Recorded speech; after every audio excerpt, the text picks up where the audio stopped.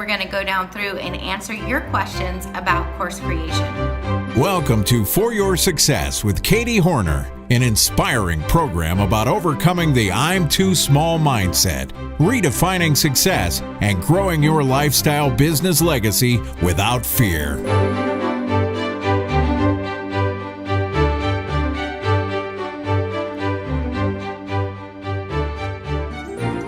Hey, welcome back. It's Katie Hornor with the Blog Connection and bloggingsuccessfully.com.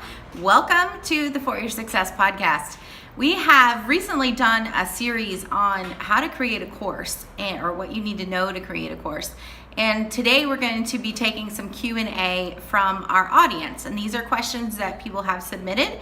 And so we're going to go down through and answer your questions about course creation. So I'm looking over here at my other screen. If you're watching this on video and see me glancing off, that's what's going on. But we're going to get started with that. So one of the first questions has to do with video. How do you make a video with iPhone or iPad? And what apps do you need? Kathy is asking this. She says, how do you save a recording and send it to someone? So she's looking for some tech answers, and we're going to answer that. Hang on just a second. Gotta have coffee. This is a lovely gift from one of our clients. Love that coffee mug. How do you do a video with iPhone? You simply turn it on and take a video. So you're in your video settings on your phone, you're gonna see that you can set the size of the video or the size of the file. And so usually the 500 or the 700 setting is gonna be good enough for you to take it on your phone and then be able to upload it to YouTube. So if you have the YouTube app on your phone, you can upload the video directly from your phone to YouTube, to your YouTube account. If you don't want anyone to see it, set it as private.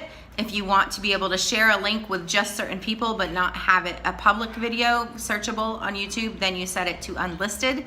And if you want it public, of course, you can make it public and you can put it into a different playlist. If you want to categorize your videos by topic or anything like that, you can see our playlist on my YouTube account. Here, all of our podcasts are in one playlist. All of our blog connection videos are in another playlist. So you can see how that works if you tool around a little bit and look at our account there. So with the iPhone or with the iPad, that's how easy it is. You just open your video app and you start taking a video and then you upload it. Now, if you want to edit those videos, Brenda says, okay, but how do I edit videos? So if you're a Mac user, you should have on your computer already a program called iMovie, and you just simply drag and drop your video. You can pass it from your phone to your computer with a cable or with the AirDrop feature. Pass it from the phone to the computer, and then from the computer you just simply drag and drop it into your iMovie program, and then you can clip the front, or you can add an intro, or you can add music layer over it, or you can add text, or you can throw pictures on, all kinds of stuff that you can do in iMovie. A lot of the trailers on our site, Blogging Successfully, have been made through the templates and the different features that iMovie provides. So if you're not a Mac user, for Windows, there's a couple different things that you could use, but the one thing one of the video things that's easiest to use is something called Animoto. Animoto is an online platform, kind of like Canva, and it's as easy as Canva for picture creation, but this is for video. So it's drag and drop. They have templates, they have copyright-free music that you can use, and all kinds of things already set up for you. And again, it's just a matter of uploading your video or your photos and putting them into the right places in that video editor. So Animoto, if you go to bloggingsuccessfully.com/Animoto, you can get that through our affiliate link. And I'll put that link down below this video as well. That's an awesome way, very user-friendly, an awesome tool to use for video editing if you're not a Mac user and have access to iMovie. All right, then Samantha says, how do you price your course? How do you know that what you have is worth the money? How do you do beta testing? She had lots of questions here. How do you find people to give you testimonials? Great question, Samantha. How do you price your course? This is going to be priced based on value, okay? So you may have number one, you don't want your course to be overwhelming to people. You don't want it to teach so much that they get overwhelmed and get stuck and never finish it. Okay, you want it to be full of quick wins, things that they can immediately learn and put into practice, or things that they can see a difference with right away in every lesson. And so whatever it takes for you to teach that one thing that you're teaching, that one problem that you're solving, like you don't want to create a course to solve five problems. You want to create a course to solve one specific problem. There may be several steps to that, and you can determine the steps. You may have 3 modules, you may have 8 modules, you may have 5 modules with 10 lessons in each module. Whatever it takes for you to teach that class is what you need to have in that course to teach, to get that result that you're selling, that you're helping them with. So how do you price it? You price it based on value. What is the value of the result that they're going to get? How is it going to change their life? How is their life going to be better because of this? And you can look at comparative classes, look at similar classes that are out there and what components are in them and what they have to offer. For most people, if it's going to be a class of maybe 5 to 6 hours, you don't want to go less than like $99, $97. And I would even say that the average for those introductory classes to something like that is even raising. The market price now is more closer to $150 or $197 for those particular products. And this is mid 2018 if you're watching this video in the replay.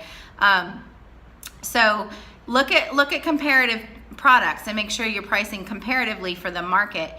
But then also, if you have any kind of live component involved, like if this is a class where you're going to do it with them, it's not completely DIY or do it yourself, but you're going to actually walk through this with your students, then that should have a higher price tag because of your time investment.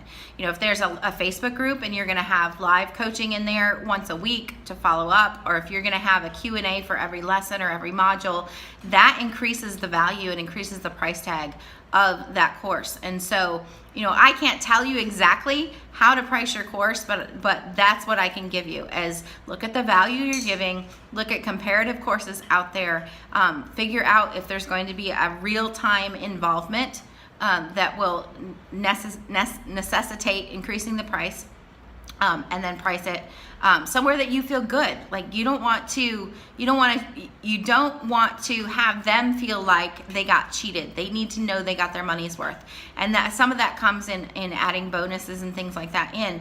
But then on the other hand, you don't want to feel like you got cheated. You want to feel like you're getting what you deserve for the time and effort that you're putting into sharing your expertise and your time and your heart with them.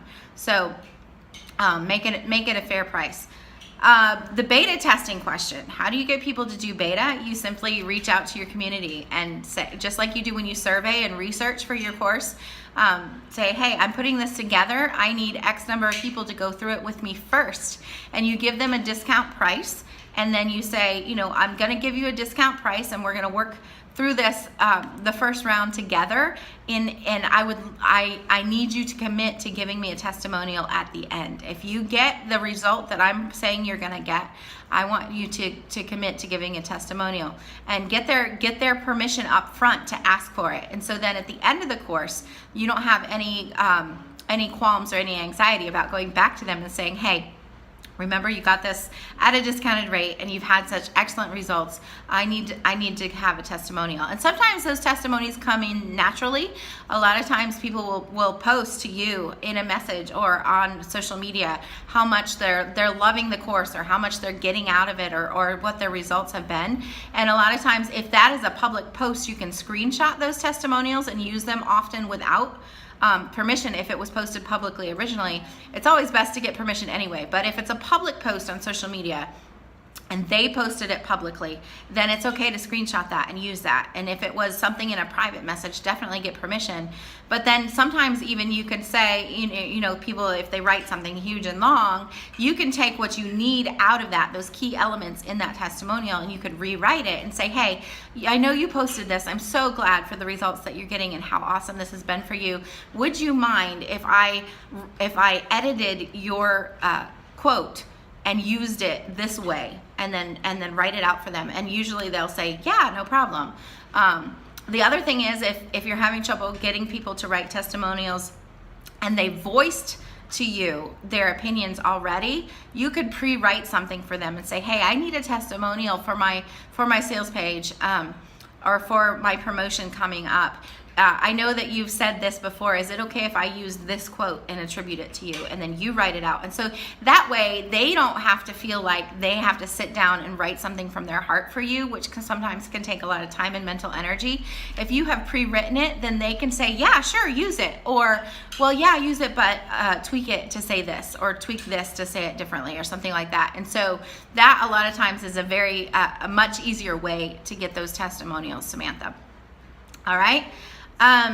The equipment that you need for your course, I'm not sure what exactly Samantha was asking there, but as far as hosting the videos and things like that, if you go with a platform like Teachable, which you can use through my affiliate link again at bloggingsuccessfully.com/teachable. I love Teachable. I have all of my courses on Teachable right now.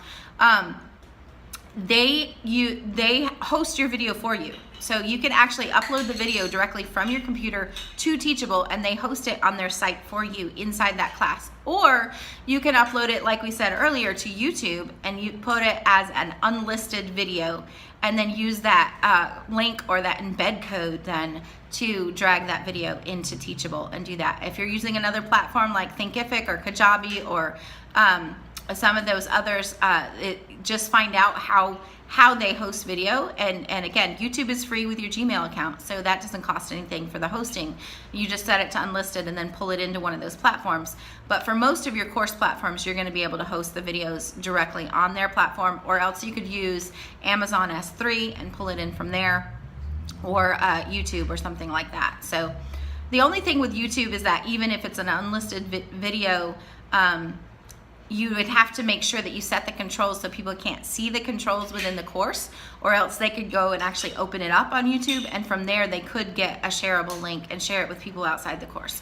So if you want to be absolutely sure that they cannot share that video from within the course, then you need to be sure when you embed that video that you have unchecked that box that says show video controls or whatever, and that way they can't get to it outside of the course.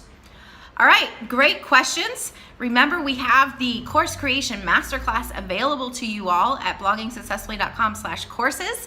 And we also have some course creation retreat openings still available. If you would like to come to Mexico and work on your course with me directly for 4 nights, 5 days, we'll put you up in a luxury restored colonial hotel and help you get your course finished once and for all. You can get in touch with me through the contact on our site at bloggingsuccessfully.com. We've just finished a fabulous course at downsizing31.com with Brenda Mason.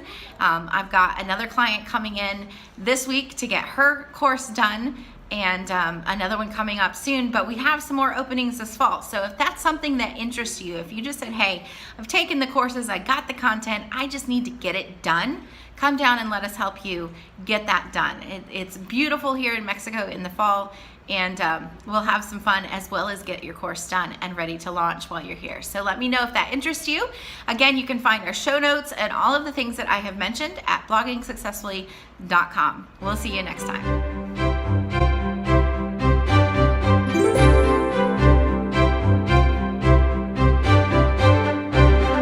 Thanks for listening to the For Your Success podcast, brought to you by our membership community for bloggers, theblogconnection.com. If you're listening via audio, please subscribe and review. If you're a YouTube fan, please like, subscribe, ring the bell, comment, and share.